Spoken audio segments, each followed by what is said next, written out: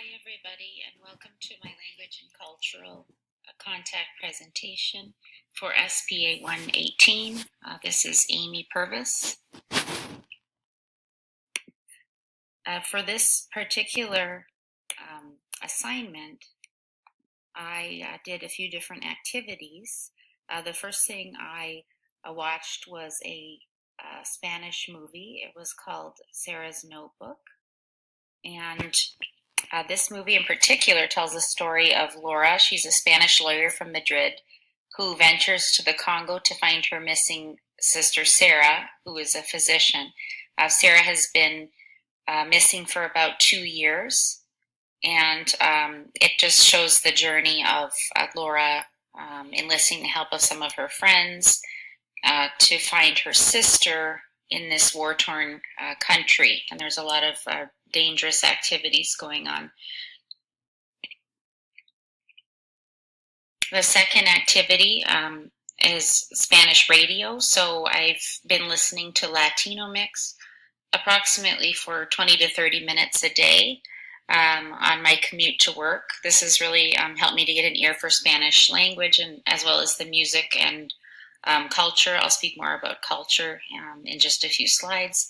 The last activity I've taken part in is the use of Duolingo or Tiny Cards on my iPhone.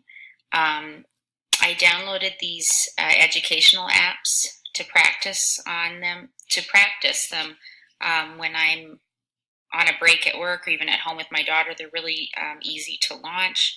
It's a quick and easy way to learn simple Spanish vocabulary and phrases with visual and audio cues, essentially.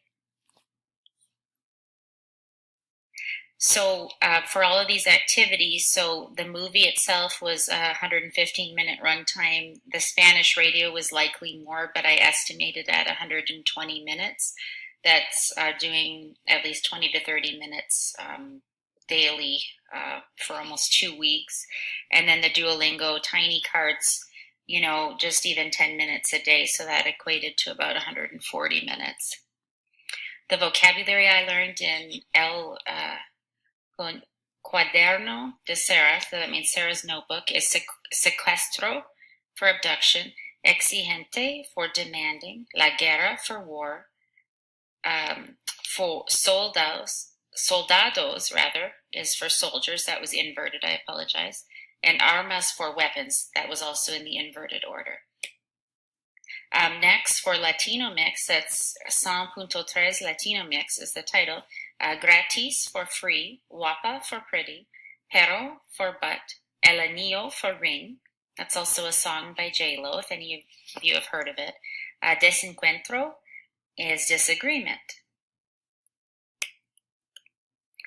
And lastly, vocabulario for Duolingo and Tiny Cards was sans, without, divertida for funny, barato for cheap, el museo for museum, un boleta for ticket.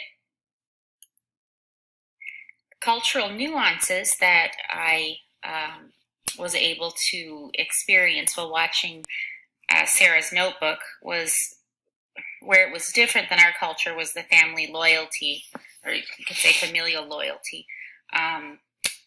Laura, her sister, basically put her life on hold and traveled for many weeks through the dense forests of the Congo just to find her sister.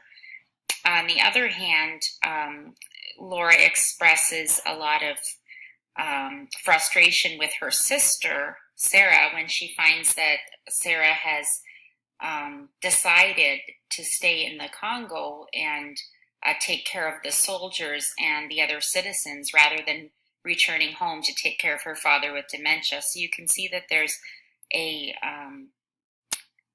real duty to family and to caring for the elderly in that situation. Many of us do that here, but I found it more pronounced in the Spanish culture. Cultural nuances for the radio station Latino Mix. It's interesting because in the Phoenix area, I think because we have a lot of Hispanic Americans and we are not a Spanish-speaking bilingual country, I thought it was interesting that a lot of the dialogue, there will be a lot of Spanglish and a mix of English Spanish words in there. I do notice that that radio station is a little more vibrant. There's a little more enthusiasm, discussion about fiestas, parties, events, activities. That's more discussed than in the regular English-speaking radio stations. And as far as cultural nuances for Duolingo and Tiny Cards, well, this was a learning platform, so pretty difficult to identify any cultural nuances per se in this situation, although I did try to look for some.